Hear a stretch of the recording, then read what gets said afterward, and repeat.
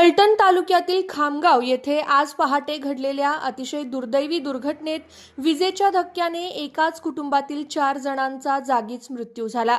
एका सदस्याला वाचवण्यासाठी धाव घेतलेल्या इतर तिघांनाही विद्युत प्रवाहाचा धक्का बसल्याने काही क्षणातच चौघांचा मृत्यू झालाय। या हृदयद्रावक घटनेमुळे खामगावसह संपूर्ण फलटण तालुक्यावर शोककळा पसरली आहे। मिळालेल्या माहितीनुसार खामगाव येथील एका खासगी इंग्रजी माध्यमाच्या शाळेजवळ राहणारे सतीश उर्फ पिसुर्ड्या शिंदे यांना आज पहाटे 5:30 ते 6 वाजण्याच्या सुमारास घराबाहेरील विद्युत वायरमध्ये उतरलेल्या प्रवाहाचा धक्का बसला।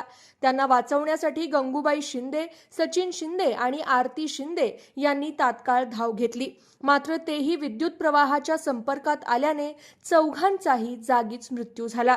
घटनेची माहिती मिळताच फलटण ग्रामीण पोलिसांनी घटनास्थळी धाव घेऊन पंचनामा केला। त्यानंतर 4ही मृतदेह शवविच्छेदनासाठी फलटण उपजिल्हा रुग्णालयात पाठवण्यात आले। घराबाहेरील वायरमध्ये विद्युत प्रवाह कसा आला, ही दुर्घटना नेमकी कशामुळे घडली, तसेच या प्रकरणात कोणाचा निष्काळजीपणा आहे का, याचा तपास फलटण ग्रामीण पोलीस करतायत।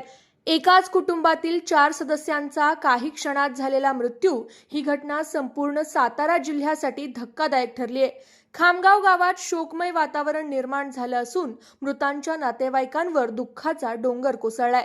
गावकऱ्यांसह परिसरातील नागरिकांनी या घटनेबद्दल तीव्र हळहळ व्यक्त केली आहे। घरातील एका सदस्याला विजेचा धक्का लागल्याचं पाहताच त्याला वाचवण्यासाठी इतर तिघेही क्षणाचाही विलंब न करता मदतीला धावले, मात्र विद्युत प्रवाहाच्या विळख्यात तेही अडकले आणि 4ही जणांचा जागीच मृत्यू झाला।